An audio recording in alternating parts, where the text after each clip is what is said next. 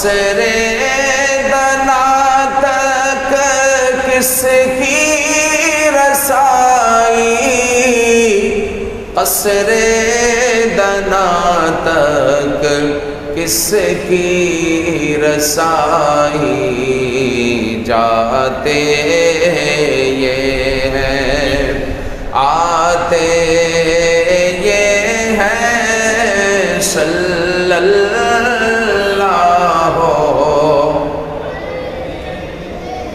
دیکھو قصر دنا تک کس کی رسائی، رب ذوالجلال کے پاس آنا جانا اس طرح کسی نبی کا نہیں ہوا کہ جس طرح حضور علیہ السلام کا ایک تو خاصہ یہ ہے کہ جاگتے ہوئے اپنے سر کی آنکھوں سے حضور علیہ السلام نے اللہ کا دیدار کیا، اللہ کو دیکھا۔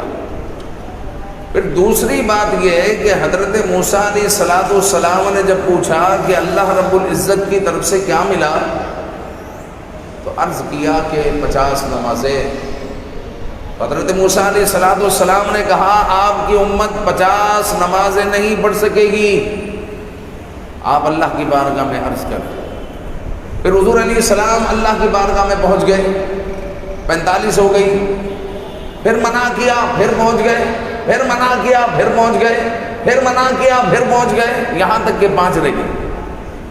اب یہ جو آنا جانا ہے، یہ اللہ رب العزت کی بارگاہ میں آپ کا کیا مقام ہوگا، آپ اندازہ لگائیں، کیا مقام ہوگا، اندازہ لگائیں کہ رب ذوالجلال کی بارگاہ میں آنا جانا لگا ہوا ہے، آنا جانا لگا ہوا ہے۔ اور پیارے پیارے آقا صلی اللہ علیہ وآلہ وسلم کو رب ذوالجلال